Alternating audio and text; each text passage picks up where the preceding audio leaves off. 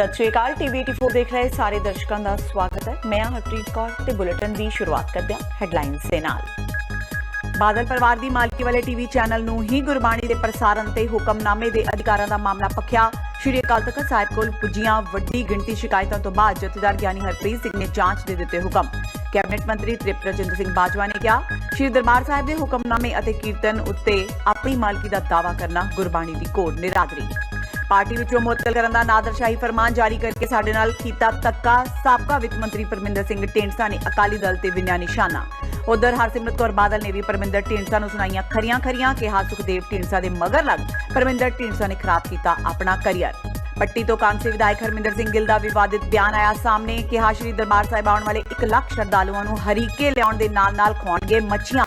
मामले विच किरकिरी होण तो बाद मंगी माफी। भाई बलजीत सिंह दादूवाल ने भी कहा गिल का बयान मंदभागा।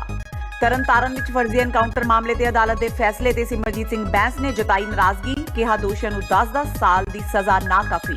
नाल ही मुख मंत्री के सुरक्षा सलाहकार ते भी विन्या निशाना। ते श्री मुक्तसर साहिब विखे 40 मुक्तियां की पवित्र याद विच लगण वाले इतिहासिक जोड़ मेले संबंधी धार्मिक समागम शुरू। वड्डी गिणती विच श्रद्धालुओं ने श्री मुक्तसर साहिब विखे टेकिया मत्था। 12 तो शुरू हुए समागम 14 तक रहणगे जारी। ते हुण इन्हां खबरां दा विस्तार। बादल परिवार की मालकी वाले टीवी चैनल नूं ही गुरबाणी के प्रसारण ते हुक्मनामे के अधिकारां दा मामला काफी पख गया है। श्री अकाल तख्त साहिब कोल पुजियां वड्डी गिणती शिकायतां मगरों आखिर इस विवाद नूं गंभीरता नाल लैंदिआं श्री अकाल तख्त साहिब के कार्यकारी जथेदार ज्ञानी हरप्रीत सिंह ने प्राइवेट चैनल ते SGPC नूं इस संबंधी दस्तावेजां बारे वेरवे भेजण के आदेश दिते ने। श्री अकाल तख्त साहिब के सूत्रों अनुसार इस विवाद संबंधी जथेदार ज्ञानी हरप्रीत सिंह ने दोवां धिरां नूं हदायत की है कि वह समुची जानकारी श्री अकाल तख्त साहिब के सकत्रेत विखे भेजण। इस विवाद नूं लैके सिख संगत वालों श्री अकाल तख्त साहिब विखे वड्डी गिणती विच शिकायतां कीतियां गईयां ने, जिन्हां दे आधार ते उन्हां ने इस मामले का नोटिस लिया है। लोक इंसाफ वैलफेयर सोसायटी के प्रधान बलदेव सिंह सिरसा ने कहा है कि PTC चैनल अधिकारां संबंधी गलत दावा कर रही है। उन्होंने कहा कि किसी को गुरबाणी नूं वेचण दा अधिकार नहीं। उन्होंने कहा कि गुरु नानक देव जी वालों गुरबाणी हर मनुख मात्र तक पहुंचाण ते घर घर अंदर धर्मसाल के उपदेश की उलंघना है। उन्होंने कहा कि गुरबाणी के प्रचार प्रसार ते रोक लगाउण दी मंदभागी कोशिश की गई है। नाल ही उन्होंने कहा कि गुरबाणी वेचण दीआं कोशिशां बर्दाश्त नहीं कीतियां जाणगीआं ते उह संगत नूं इस कार्रवाई खिलाफ जागरूक करन दे नाल-नाल कानूनी कार्रवाई भी करनगे। साबका डिप्टी स्पीकर बीर देवेंद्र सिंह ने श्री हरमंदर साहिब तो सवेर के हुक्मनामे के प्रसारण ते PTC नैटवर्क वालों अपना हक जताए जाने ते हैरानी प्रगट करदिआं कहा कि शब्द सिख चेतना लई अध्यात्मक प्रेरणा ते सिख दी कुल रचना का बुनियादी स्रोत है, इसलिए इस ते किसी का निजी अधिकार नहीं हो सकता। उन्होंने कहा कि प्रसारण संबंधी हुए समझौते नूं जनतक करना चाहिए है। उधर पंजाब के पेंडू विकास ते पंचायत मंत्री तृप्त रजिंदर सिंह बाजवा ने आज जोर दे के कहा है कि श्री दरबार साहिब के हुक्मनामे ते गुरबाणी कीर्तन उत्ते अपनी मालकी का दावा करना गुरबाणी की घोर निरादरी है ते यह निरादरी करन दे दोषियों विरुद्ध सिख परंपरावां ते मर्यादा अनुसार तुरंत कार्रवाई होनी चाहिए है। देखो, गुरबाणी साडे सारिਆਂ ਦਾ जीवन है, साडे सारिਆਂ ਦਾ मार्गदर्शक है। गुरबाणी पढ़ के ही जीवन शुरू करने। गुरबाणी ते तकरीबन SGPC का भी हक ने, पर बदकिस्मती की गल है भी एक परिवार ने गुरबाणी नूं एक बिजनेस बना लिया। ਉਹਦੇ ਰਾਹੀਂ बिजनेस कर रहे, कमाई कर रहे उस बाणी के उस दूजे चैनल राਹੀਂ। मैं अकाल तख्त के जथेदार साहब नूं मैं बेनती करांगा, जथेदार साहब मौका आ गया, एक्शन करो, गुरबाणी नूं आज़ाद कराओ। हर चैनल नूं इजाज़त होनी चाहिए है भी जिहड़ा भी चाहे वो हरमंदर साहिब तो बाणी का प्रसारण कर सके। बाणी घर घर जानी चाहिए है। बाणी साडे लई चानना, बाणी नूं कोई कैद नहीं कर सकता। नारायण एक ना पंजाबी हुंदा होया भी इस तरह की गल्लां कर रहा गलत है। जिहड़ा नान सिख है जिन्होंने तुसीं वोट नहीं पाउण दिंदे, उहदा की हक है? जिहड़ा नान पंजाबी है वो गुरबाणी नूं किवें कैद कर सकता? कोई नहीं कर सकता। सो उहदी सोच गलत है भी ये गुरबाणी नहीं बिजनेस ना करन। ये सब की सांझी चीज़ है। अकाल तख्त साहब जथेदार नूं हाथ जोड़ बेनती है, जथेदार साहब उठो, रोज़ रोज़ तुहानूं मौका नहीं मिलना, इतिहास बनाओ, गुरबाणी नूं PTC कोल आज़ाद करो। पट्टी तो कांग्रेसी विधायक हरमिंदर सिंह गिल का विवादित बयान सामने आया है।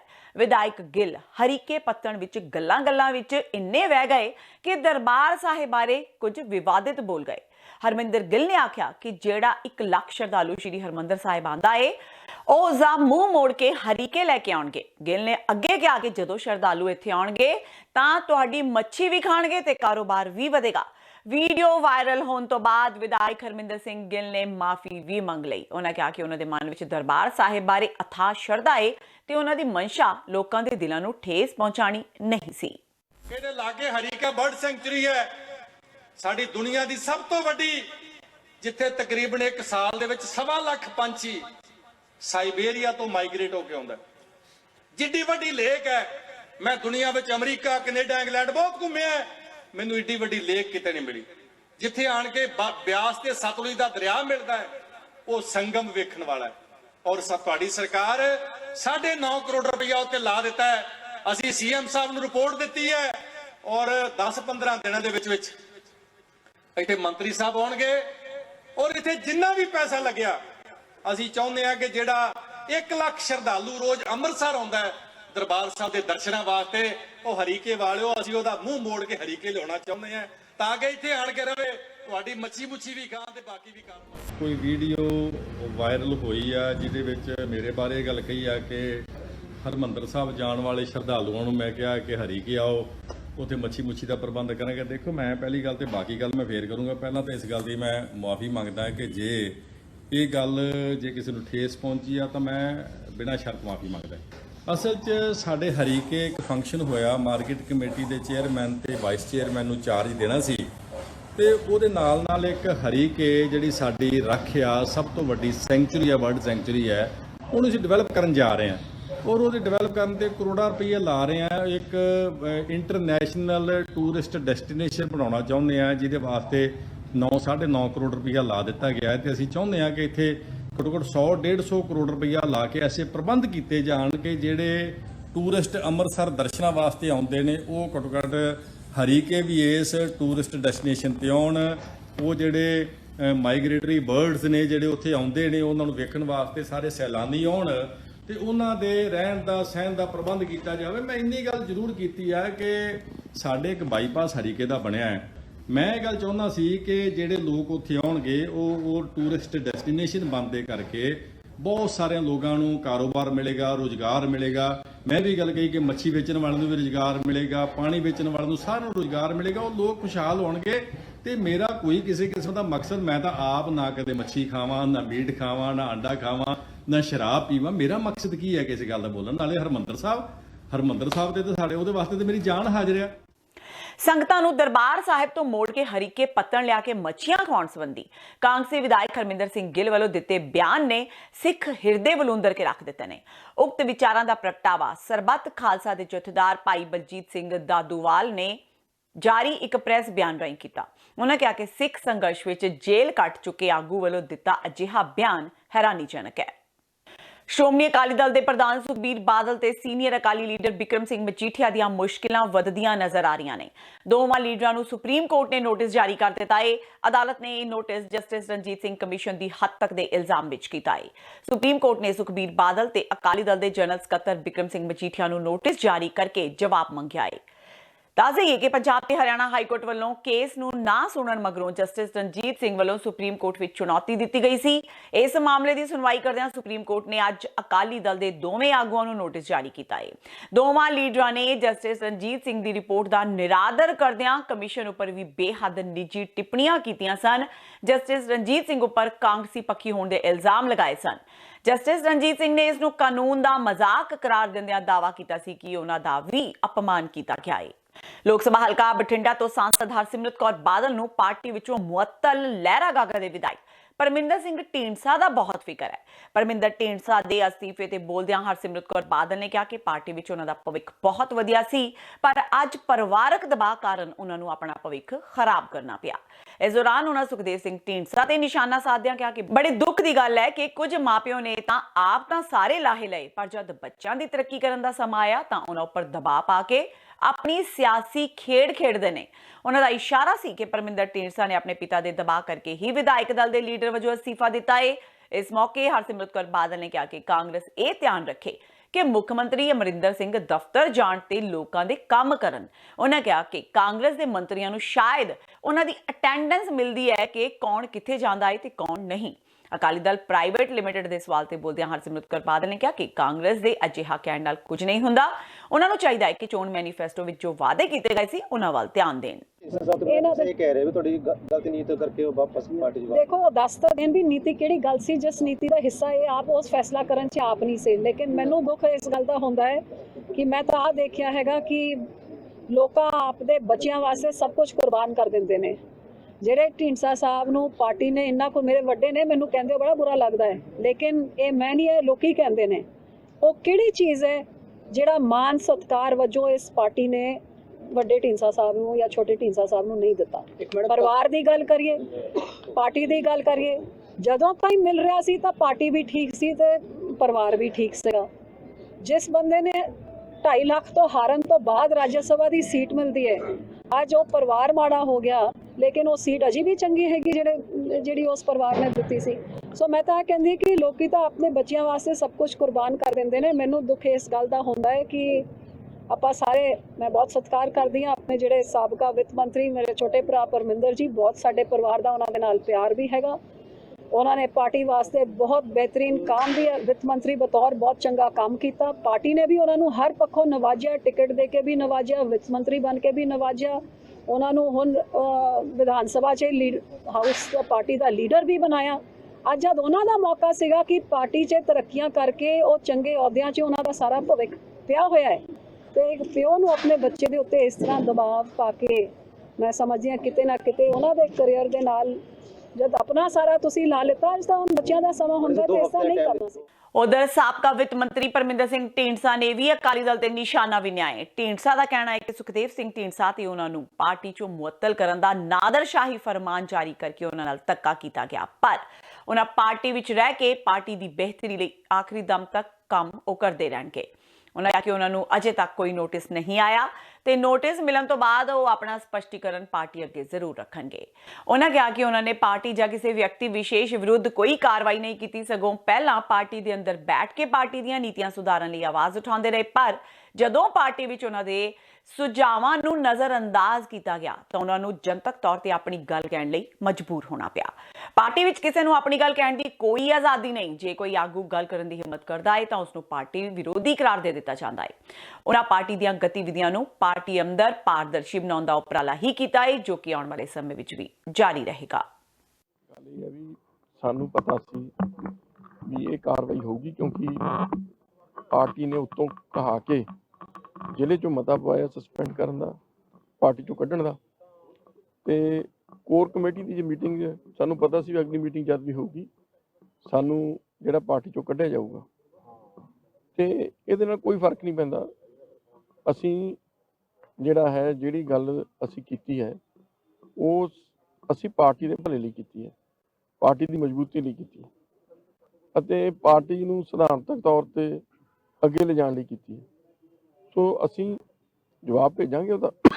ਤੇ ਅੱਗੇ ਸਾਨੂੰ ਵੀ ਪਤਾ ਉਹਨਾਂ ਨੇ ਪਾਰਟੀ ਚੋਂ ਕੱਢਣਾ ਹੀ ਕੱਢਣਾ ਹੈਗਾ, ਉਹ ਤਾਂ ਸਾਡਾ, ਅਸੀਂ ਉਹਦਾ ਪੱਕਾ ਆਪਦਾ ਜਿਹੜਾ ਸੋਚਿਆ ਹੀ ਹੋਇਆ ਵੀ ਉਹਨਾਂ ਨੇ ਕਾਰਵਾਈ ਕਰਨੀ ਹੈ। ਪਰ ਇੱਕ ਗੱਲ ਦੀ ਸਾਨੂੰ ਖੁਸ਼ੀ ਹੈ ਵੀ ਜਿਹੜੀ ਗੱਲ ਅਸੀਂ ਕਹਿੰਦੇ ਸੀ ਵੀ ਡੈਮੋਕ੍ਰੇਸੀ ਖਤਮ ਹੋ ਗਈ ਹੈ, ਵੀ ਕਿਸੇ ਨੂੰ ਪੁੱਛਿਆ ਨਹੀਂ ਜਾਂਦਾ, ਹੁਣ ਸਾਡੇ ਕਹਿਣ ਤੋਂ ਬਾਅਦ ਪਾਰਟੀ ਇੰਨਾ ਜ਼ਰੂਰ ਡਰ ਗਈ ਵੀ ਉਹਨਾਂ ਨੇ ਪੂਰਾ ਸਿਸਟਮ ਬਣਾਇਆ, ਸਾਨੂੰ ਨੋਟਿਸ ਵੀ ਦਿੱਤਾ। ਹੁਣ ਤੱਕ ਪਹਿਲਾਂ ਚਾਹੇ ਬ੍ਰਹਮਪੁਰਾ ਸਾਹਿਬ ਨੂੰ ਕੱਢਿਆ, ਚਾਹੇ ਅਜਨਾਲਾ ਸਾਹਿਬ ਨੂੰ, ਸੇਖਵਾਂ ਜੀ ਨੂੰ, ਮਨਜੀਤ ਜੀਕੇ ਨੂੰ, ਸਭ ਨੂੰ ਸਿੱਧਾ ਹੀ ਪਾਰਟੀ ਚੋਂ ਬਾਹਰ ਕਰ ਦਿੱਤਾ ਜਾਂਦਾ ਸੀ। ਕਿਸੇ ਦੀ ਕੋਈ ਪੁੱਛ ਨਹੀਂ ਸੀ ਹੁੰਦੀ, ਕਿਸੇ ਨੂੰ ਕੋਈ ਨੋਟਿਸ ਨਹੀਂ ਸੀ ਕੱਢਿਆ ਜਾਂਦਾ। ਚਲੋ ਹੁਣ ਸਾਡੇ ਇਹ ਮੁੱਦਾ ਉਠਾਉਣ ਤੇ ਸਾਨੂੰ ਘੱਟੋ ਘੱਟ ਨੋਟਿਸ ਕੱਢਿਆ ਗਿਆ, ਸਾਨੂੰ ਪਤਾ ਕੱਢਿਆ ਤਾਂ ਜਾਣਾ, ਪਰ ਜਿਹੜਾ ਹੁਣ ਪ੍ਰਕਿਰਿਆ ਅਡਾਪਟ ਹੋਈ ਹੈ, ਜੇ ਇਹੀ ਚੀਜ਼ਾਂ ਪਹਿਲਾਂ ਕਰਦੇ ਹੈ ਇਸ ਤਰੀਕੇ ਦੇ ਨਾਲ, ਇਹ ਸਾਨੂੰ ਇਸ ਗੱਲ ਦੀ ਕੋਈ ਚਿੰਤਾ ਨਹੀਂ, ਲੋਕ ਸਾਡੇ ਨਾਲ ਨੇ। ਤੇ ਹੁਣ ਵੇਲਾ ਹੋ ਗਿਆ ਬ੍ਰੇਕ ਦਾ। ਬਾਕੀ ਦੀਆਂ ਖਬਰਾਂ ਇਸ ਬ੍ਰੇਕ ਤੋਂ ਬਾਅਦ।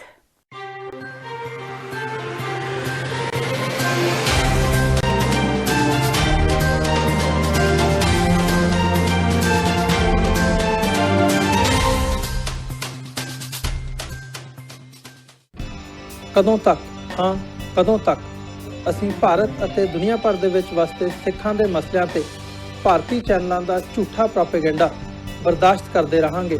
ਆਓ ਮੇਰੇ ਨਾਲ ਜੁੜੋ ਪ੍ਰੋਗਰਾਮ ਗੁਫ਼ਤਗੂ ਵਿੱਚ। ਸਿੱਖ ਨਜ਼ਰੀਏ ਤੋਂ ਰੋਜ਼ਾਨਾ ਵਾਪਰ ਰਹੀਆਂ ਘਟਨਾਵਾਂ ਦਾ ਵਿਸ਼ਲੇਸ਼ਣ ਕਰੀਏ। ਲਾਈਵ ਕਾਲਸ ਅਤੇ ਈਮੇਲਸ ਰਾਹੀਂ ਇਸ ਪ੍ਰੋਗਰਾਮ ਦਾ ਹਿੱਸਾ ਬਣੋ। ਮੰਡੇ ਟੂ ਫਰਾਈਡੇ ਰਾਤ 9:30 ਵਜੇ ਸਿਰਫ TV 84 ਤੇ।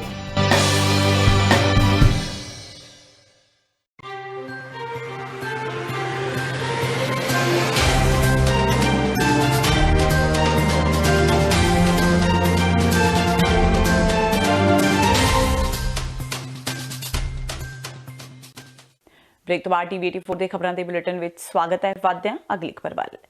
ਜਵਾਹਰ ਲਾਲ ਨਹਿਰੂ ਯੂਨੀਵਰਸਿਟੀ ਵਿੱਚ ਹਮਲੇ ਦੇ ਮਾਮਲੇ ਵਿੱਚ ਦਿੱਲੀ ਪੁਲਿਸ ਨੇ ਅੱਜ ਫੇਸਬੁੱਕ, ਗੂਗਲ, WhatsApp ਤੇ ਐਪਲ ਨੂੰ ਨੋਟਿਸ ਜਾਰੀ ਕੀਤੇ ਨੇ। ਦਿੱਲੀ ਹਾਈ ਕੋਰਟ ਨੇ ਇਸ ਹਿੰਸਾ ਨਾਲ ਜੁੜੇ ਸਾਰੇ mobile video footage, CCTV footage ਤੇ ਹੋਰ ਸਬੂਤ ਸੁਰੱਖਿਅਤ ਰੱਖਣ ਲਈ ਕਿਹਾ ਹੈ। GNU ਦੇ 3 ਪ੍ਰੋਫੈਸਰਾਂ ਨੇ CCTV ਫੁਟੇਜ, WhatsApp ਚੈਟ ਤੇ ਹੋਰ ਸਬੂਤਾਂ ਨੂੰ ਸੁਰੱਖਿਅਤ ਰੱਖਣ ਲਈ ਦਿੱਲੀ ਹਾਈ ਕੋਰਟ ਵਿੱਚ ਪਟੀਸ਼ਨ ਪਾਈ ਸੀ। ਹਾਈ ਕੋਰਟ ਵਿੱਚ ਦਾਇਰ ਕੀਤੀ ਗਈ ਪਟੀਸ਼ਨ ਵਿੱਚ WhatsApp ਗਰੁੱਪ ਏਕਤਾ ਖਿਲਾਫ ਖੱਬੇ ਪੱਖੀ ਤੇ ਫਰੈਂਡਸ ਆਫ RSS ਨਾਲ ਜੁੜੇ ਲਿੰਕਾਂ ਦੇ ਨਾਲ-ਨਾਲ ਕੇਸ ਨਾਲ ਜੁੜੇ ਹੋਰ ਸਬੂਤਾਂ ਨੂੰ ਸੁਰੱਖਿਅਤ ਰੱਖਣ ਦੀ ਮੰਗ ਕੀਤੀ ਗਈ ਹੈ। ਲੋਕ ਇਨਸਾਫ ਪਾਰਟੀ ਦੇ ਮੁਖੀ ਸਿਮਰਜੀਤ ਸਿੰਘ ਬੈਂਸ ਨੇ ਤਰਨਤਾਰਨ ਵਿੱਚ ਫਰਜ਼ੀ ਐਨਕਾਊਂਟਰ ਮਾਮਲੇ ਤੇ ਆਈ ਅਦਾਲਤ ਦੇ ਫੈਸਲੇ ਤੇ ਨਾਰਾਜ਼ਗੀ ਪ੍ਰਗਟ ਕੀਤੀ ਹੈ। ਉਹਨਾਂ ਕਿਹਾ ਕਿ 28 ਸਾਲ ਬਾਅਦ ਦੋਸ਼ੀ ਪੁਲਿਸ ਅਫਸਰਾਂ ਨੂੰ ਸਿਰਫ 10-10 ਸਾਲ ਦੀ ਸਜ਼ਾ ਦਿੱਤੀ ਗਈ, ਜਦਕਿ 3 ਪੁਲਿਸ ਅਫਸਰਾਂ ਨੂੰ ਬਰੀ ਕਰ ਦਿੱਤਾ ਗਿਆ। ਸਿਮਰਜੀਤ ਸਿੰਘ ਬੈਂਸ ਨੇ ਮੁੱਖ ਮੰਤਰੀ ਕੈਪਟਨ ਅਮਰਿੰਦਰ ਸਿੰਘ ਦੇ ਸੁਰੱਖਿਆ ਸਲਾਹਕਾਰ ਖੂਬੀ ਰਾਮ ਤੇ ਵੀ ਅਹੁਦੇ ਦੀ ਦੁਰਵਰਤੋਂ ਕਰਨ ਦੇ ਦੋਸ਼ ਲਗਾਏ। ਬੈਂਸ ਨੇ ਕਿਹਾ ਕਿ ਖੂਬੀ ਰਾਮ ਵੱਲੋਂ ਇਸ ਮਾਮਲੇ ਦੇ ਗਵਾਹਾਂ ਤੇ ਮੁਕਰਨ ਲਈ ਦਬਾਅ ਬਣਾਇਆ ਗਿਆ, ਜਿਸ ਦੇ ਲਈ ਖੂਬੀ ਰਾਮ ਨੂੰ ਤੁਰੰਤ ਅਹੁਦੇ ਤੋਂ ਬਰਖਾਸਤ ਕਰ ਦੇਣਾ ਚਾਹੀਦਾ ਹੈ। ਇਸ ਦੇ ਨਾਲ ਹੀ ਸਿਮਰਜੀਤ ਸਿੰਘ ਬੈਂਸ ਨੇ ਕਿਹਾ ਕਿ ਖੂਬੀ ਰਾਮ ਮ੍ਰਿਤਕਾਂ ਦੇ ਪਰਿਵਾਰਕ ਮੈਂਬਰਾਂ ਨੂੰ DGP ਦਿਨਕਰ ਗੁਪਤਾ ਰਾਹੀਂ 80 ਲੱਖ ਰੁਪਇਆ ਦੇਣ ਦੀ ਗੱਲ ਕਰ ਰਹੇ ਨੇ। ਇਸ ਦੇ ਲਈ ਉਹਨਾਂ ਨੇ DGP ਨੂੰ ਵੀ ਅਹੁਦੇ ਤੋਂ ਫਾਰਗ ਕਰਨ ਦੀ ਗੱਲ ਕਹੀ ਹੈ। DGP ਇਸ ਪਰਿਵਾਰ ਨੂੰ 80 ਲੱਖ ਰੁਪਇਆ ਰਿਸ਼ਵਤ ਦਿੰਦਾ। 2 ਸੀਨੀਅਰ ਅਧਿਕਾਰੀ 80 ਲੱਖ ਦੇ ਵਿੱਚ ਹੋਰ ਪਾਰਟਿਸਿਪੇਟ ਕਰਦੇ ਆ। 80 ਲੱਖ ਰੁਪਏ ਦੀ ਰਕਮ 50 ਲੱਖ, 20 ਲੱਖ ਤੇ 30 ਲੱਖ, ਮਤਲਬ ਕਿ 3 ਜਾਣੇ 80 ਲੱਖ ਰੁਪਏ ਦੀ ਰਕਮ। DGP ਸਾਹਿਬ ਇਸ ਗਵਾਹ ਨੂੰ ਖੂਬੀ ਰਾਮ ਜੀ ਨੂੰ ਬਚਾਉਣ ਵਾਸਤੇ, ਖੂਬੀ ਰਾਮ ਜੀ DGP ਨੂੰ ਕਹਿੰਦੇ ਆ ਕਿਉਂਕਿ ਖੂਬੀ ਰਾਮ ਸੁਰੱਖਿਆ ਸਲਾਹਕਾਰ ਮੁੱਖ ਮੰਤਰੀ ਹੈ ਤੇ DGP ਸ਼੍ਰੀ ਦਿਨਕਰ ਗੁਪਤਾ ਜਿਨ੍ਹਾਂ ਤੇ ਬਹੁਤ ਵੱਡੇ ਦੋਸ਼ ਸਮੇਂ-ਸਮੇਂ ਤੇ ਲੱਗਦੇ ਰਹੇ ਆ, ਜਿਨ੍ਹਾਂ ਦੇ ਵਿੱਚ ਚਟੋਪਾਧਿਆਏ ਕਮੇਟੀ ਦੀ ਰਿਪੋਰਟ ਜਿਹੜੀ ਹਜੇ ਤੱਕ ਸੀਲਬੰਦ ਹਾਈ ਕੋਰਟ ਦੇ ਵਿੱਚ ਪਈ ਹੈ, ਖੁੱਲੀ ਨਹੀਂ ਹੈਗੀ। ਸੋ ਇਹ 80 ਲੱਖ ਰੁਪਈਆ ਮੇਰੀ ਡਿਮਾਂਡ ਹੈ ਕਿ DGP ਸਾਹਿਬ ਕੋਲੇ 80 ਲੱਖ ਰੁਪਈਆ ਕਿੱਥੋਂ ਆਇਆ, ਕਿਹੜੇ ਚਿੱਟੇ ਦੀ ਕਮਾਈ ਹੈ। ਬੀਤੇ ਦਿਨੀ ਪਠਾਨਕੋਟ ਦੇ ਸਥਾਨਕ ਲੋਕਾਂ ਨੇ BJP ਸਾਂਸਦ ਤੇ ਬਾਲੀਵੁੱਡ ਅਦਾਕਾਰ ਸਨੀ ਦਿਓਲ ਦੇ ਲਾਪਤਾ ਹੋਣ ਦੇ ਪੋਸਟਰ ਬੱਸ ਸਟੈਂਡ ਅਤੇ ਰੇਲਵੇ ਸਟੇਸ਼ਨ ਤੇ ਲਗਾਏ ਸਨ। ਇਸ ਤੋਂ ਬਾਅਦ ਅੱਜ ਸਨੀ ਦਿਓਲ ਨੇ ਫੇਸਬੁੱਕ ਪੇਜ ਤੇ ਅਪਡੇਟ ਦਿੰਦਿਆਂ ਲੋਕ ਸਭਾ ਹਲਕਾ ਗੁਰਦਾਸਪੁਰ, ਪਠਾਨਕੋਟ ਤੇ ਦੇਸ਼ ਵਾਸੀਆਂ ਨੂੰ ਲੋਹੜੀ ਦੀ ਵਧਾਈ ਦਿੱਤੀ। ਇਸ ਦੇ ਨਾਲ ਹੀ ਉਹਨਾਂ ਆਪਣੇ ਵਿਰੋਧੀਆਂ ਨੂੰ ਲੰਮੇ ਹੱਥੀ ਲੈਂਦਿਆਂ ਕਿਹਾ ਕਿ ਸਾਰੇ ਮਿਲ ਕੇ ਕੰਮ ਕਰਨ ਤਾਂ ਹੀ ਪਠਾਨਕੋਟ ਦਾ ਵਿਕਾਸ ਹੋ ਸਕਦਾ ਹੈ। ਸਨੀ ਦਿਓਲ ਨੇ ਕਿਹਾ ਕਿ ਪਠਾਨਕੋਟ ਦੀ ਨੈਰੋਗੇਜ ਟ੍ਰੇਨ ਜੋ ਕਿ ਸ਼ਹਿਰ ਵਿੱਚੋਂ ਗੁਜ਼ਰਦੀ ਹੈ, ਜਿਸ ਕਾਰਨ ਸ਼ਹਿਰ ਦੇ ਸਾਰੇ ਫਾਟਕ ਬੰਦ ਹੋ ਜਾਂਦੇ ਨੇ ਤੇ ਸ਼ਹਿਰ ਦੀ ਰਫ਼ਤਾਰ ਰੁਕ ਜਾਂਦੀ ਹੈ। ਇਸ ਟ੍ਰੈਫਿਕ ਦੀ ਸਮੱਸਿਆ ਨੂੰ ਹਟਾਉਣ ਲਈ ਕੇਂਦਰ ਸਰਕਾਰ ਵੱਲੋਂ ਰੇਲਵੇ ਲਾਈਨ ਨੂੰ ਐਲੀਵੇਟਡ ਟਰੈਕ ਵਿੱਚ ਤਬਦੀਲ ਕਰਨ ਨੂੰ ਹਰੀ ਝੰਡੀ ਦੇ ਦਿੱਤੀ ਗਈ ਹੈ। ਇਸ ਵਿੱਚ ਪੰਜਾਬ ਸਰਕਾਰ ਨੂੰ ਵੀ ਆਪਣਾ ਹਿੱਸਾ ਦੇਣਾ ਚਾਹੀਦਾ ਹੈ।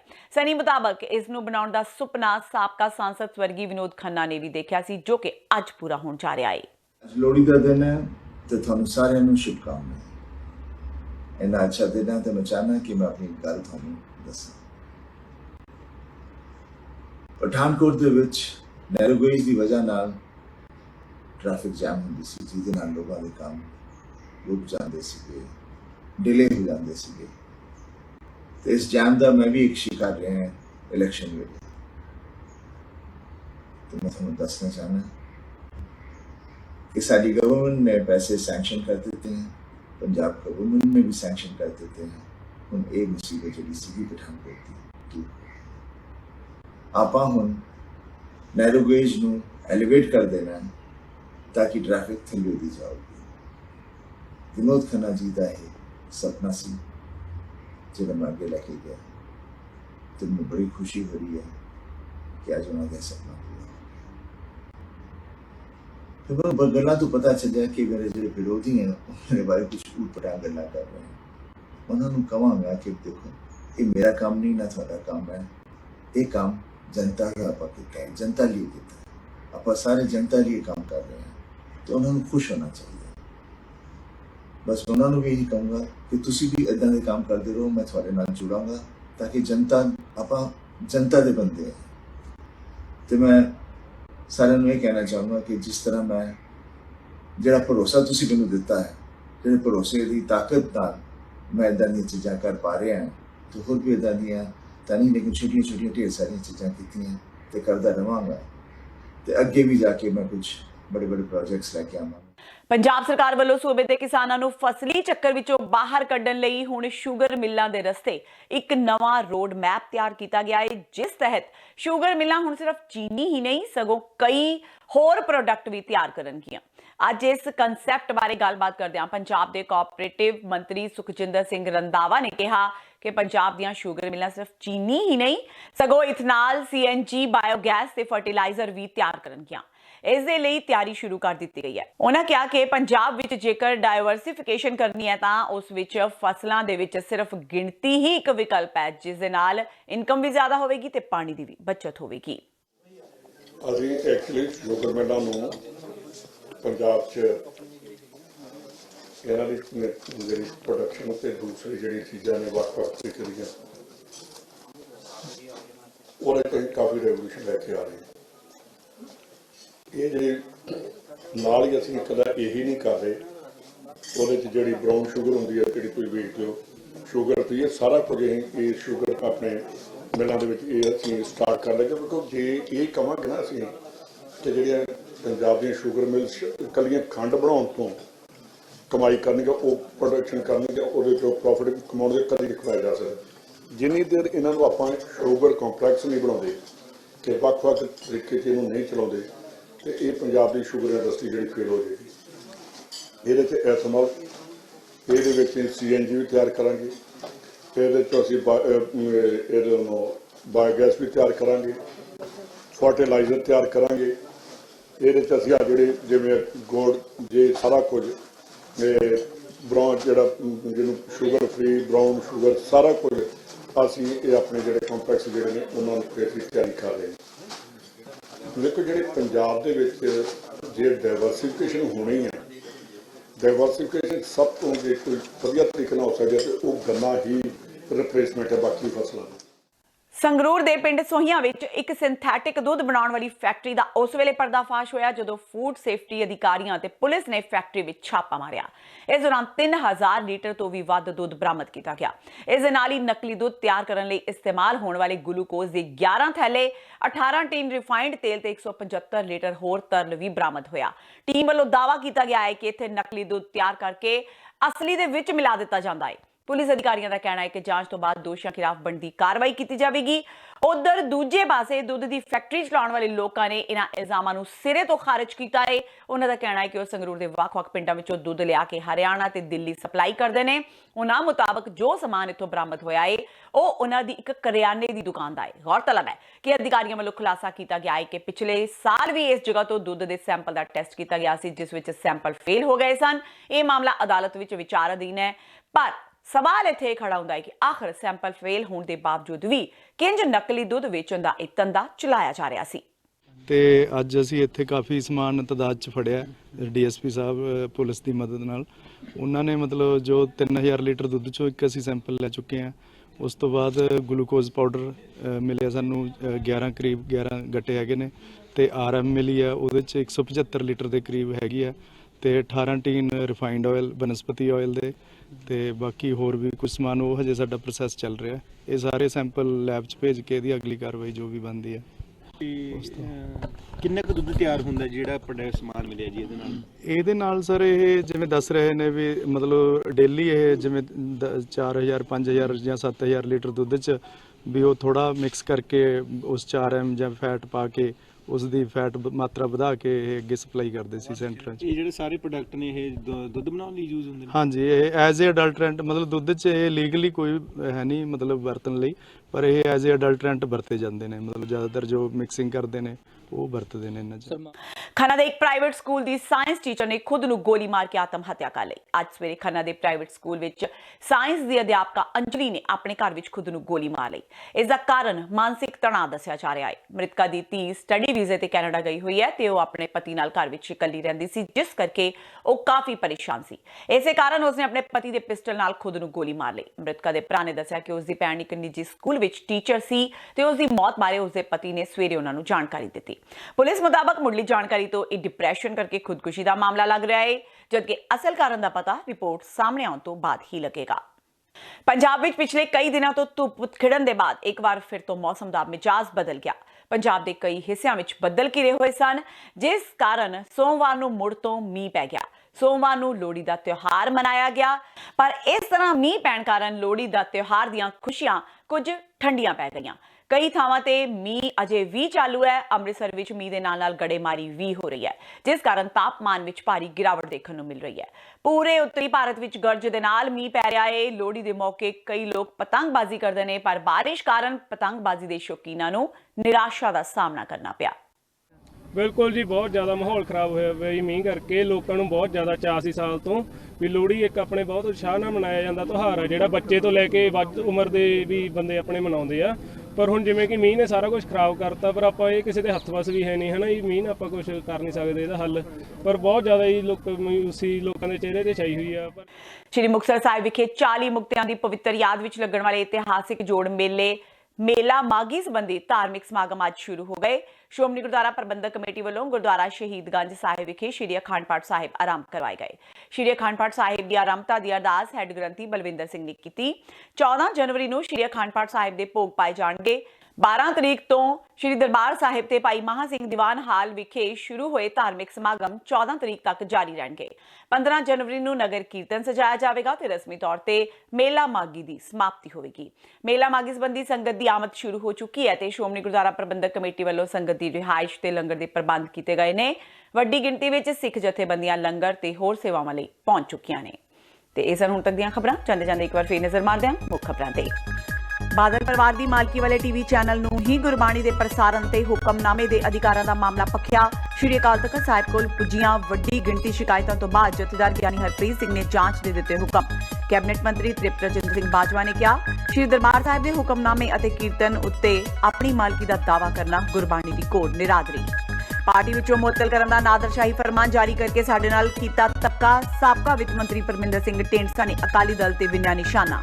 ਉਧਰ ਹਰਸਿਮਰਤ ਕੌਰ ਬਾਦਲ ਨੇ ਵੀ ਪਰਮਿੰਦਰ ਢੀਂਡਸਾ ਨੂੰ ਸੁਣਾਈਆਂ ਖਰੀਆਂ ਕਿਹਾ ਸੁਖਦੇਵ ਢੀਂਡਸਾ ਦੇ ਮਗਰ ਲੱਗ ਪਰਮਿੰਦਰ ਢੀਂਡਸਾ ਨੇ ਖਰਾਬ ਕੀਤਾ ਆਪਣਾ ਕਰੀਅਰ।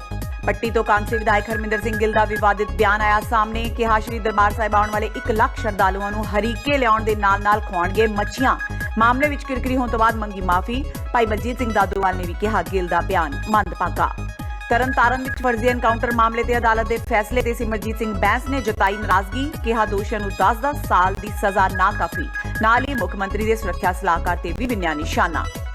ਤੇ ਸ਼੍ਰੀ ਮੁਕਤਸਰ ਸਾਹਿਬ ਵਿਖੇ 40 ਮੁਕਤਿਆਂ ਦੀ ਪਵਿੱਤਰ ਯਾਦ ਵਿੱਚ ਲੱਗਣ ਵਾਲੇ ਇਤਿਹਾਸਿਕ ਜੋੜ ਮੇਲੇ ਸੰਬੰਧੀ ਧਾਰਮਿਕ ਸਮਾਗਮ ਸ਼ੁਰੂ। ਵੱਡੀ ਗਿਣਤੀ ਵਿੱਚ ਸ਼ਰਧਾਲੂਆਂ ਨੇ ਸ਼੍ਰੀ ਮੁਕਤਸਰ ਸਾਹਿਬ ਵਿਖੇ ਟੇਕਿਆ ਮੱਥਾ। 12 ਤੋਂ ਸ਼ੁਰੂ ਹੋਏ ਸਮਾਗਮ 14 ਤੱਕ ਰਹਿਣਗੇ ਜਾਰੀ।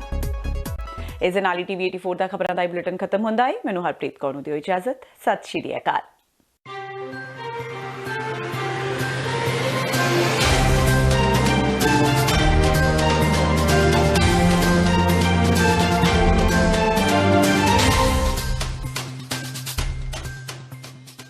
ਕੀ ਤੁਸੀਂ ਆਪਣੇ ਟੈਕਸਿਸ ਨੂੰ ਲੈ ਕੇ ਚਿੰਤਤ ਹੋ?